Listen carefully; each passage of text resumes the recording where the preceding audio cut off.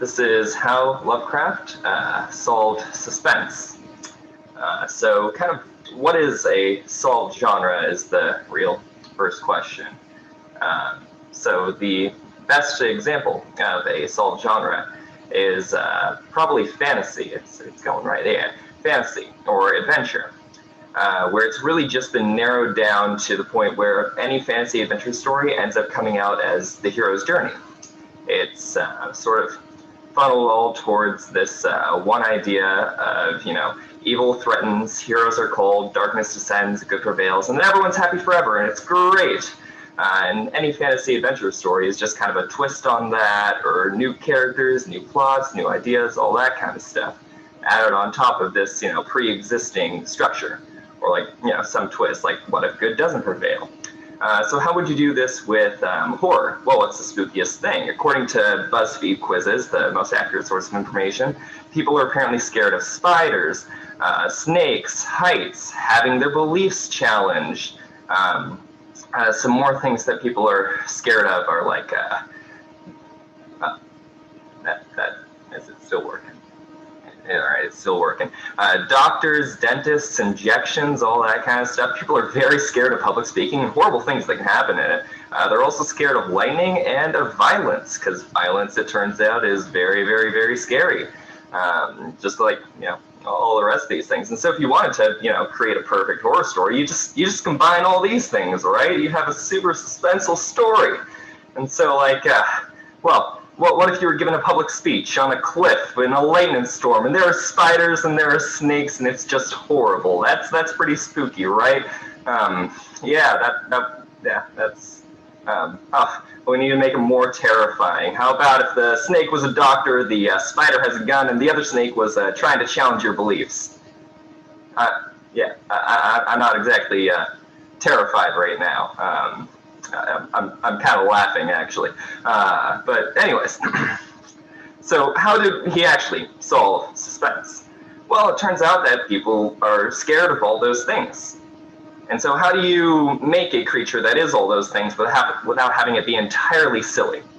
The answer is the unknown.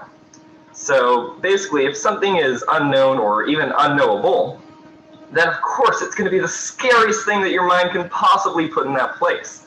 And Lovecraft kind of figured that out. A lot of other authors figured it out well before him or after him, but creates a lot of horror that way. And so an example, we're going to go with the story The Unnameable. Now, it's hard to create suspense in a minute 15 seconds, but I'm going to try. So in The Unnameable, Carter, he comes to a small village, and he is kind of investigating. He's searching around. And here's a tale that in the local graveyard, there is something that is truly unnameable. It can't be seen with the five senses. It's entirely unknown, but it hunts people down, and they're left with massive wounds of horns and hooves and terrors. And so, of course, he goes to the graveyard because, why wouldn't you? It's kind of cool. Like, I'd go to the graveyard. That just sounds something unnamed. That's exciting. So unknown, so unnameable. And yeah, he encounters the unnameable, and what he actually says is, it was everywhere, a gelatin, a slime, a vapor, yet it had shapes, 1,000 shapes of horror beyond all memory. There were eyes, and a blemish, it was the pit, the maelstrom, the ultimate abomination, Carter, it was unnameable. And then everyone is dead, insane, or injured. In this case, very, very injured, because Carter's kind of, he's kind of Lovecraft self-insert. We're not gonna lie. So he just ends up injured by this horrible monstrosity that is entirely unnameable and indescribable in every way. Now, was it a spider? Was it a snake? Who knows? Could have been anything. Could have been public speaking. I'd be terrified if I had to give a public speech. So how do we kind of apply that today? Well, we have a few films that have applied that very, very well recently. Lights Out, the entire thing is in darkness, because the scary evil thing, it can't even appear in the light. And so of course it's going to be the unknown, it's the unnameable. And a lot of people, a lot of test audiences really, really hated the end scene, because that was, when they fought the evil thing, and so it became everything it wasn't. Underwater, it's difficult to see underwater. And Blair Witch Project, well, because of the way it was shot, it was kind of from the perspective of the characters, so they can't show, the thing that's murdering them, because it's the thing that's murdered them, yeah. So that's kind of the presentation. Thank you.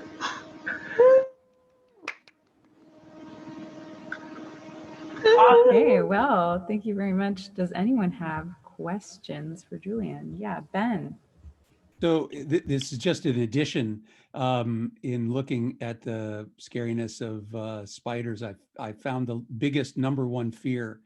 It was corrupt politicians. 60% said that their biggest fear was corrupt politicians. I just thought that was really cool. Yeah, having your beliefs challenged, scary stuff. I'm curious. Oh, Katie?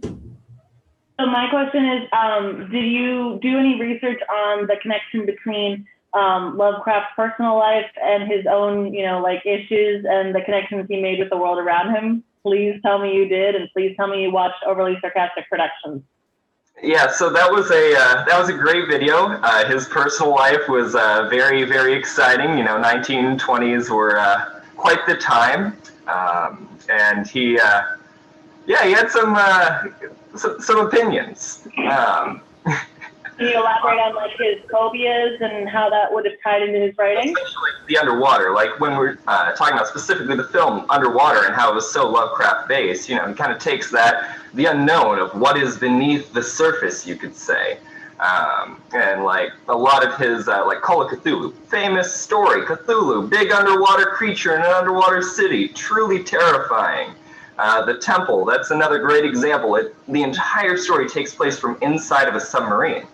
And, it's kind of difficult to see outside of a submarine. Their lights failed on a certain day. They were continuously seeing dolphins, where dolphins simply shouldn't be. What's going on? The crew's going mad. There's a tiny little totem that people are fighting over. And then they arrive at the temple, and he's called out by the maddening, voices in his head. It very well fits into his personal, fear of the ocean, fear of all that kind of stuff, fear of insanity as well. Yeah. Thank you. Chip. Thank you for that. That was really cool. And thanks for bringing up the different movies that you felt kind of represented Lovecraft.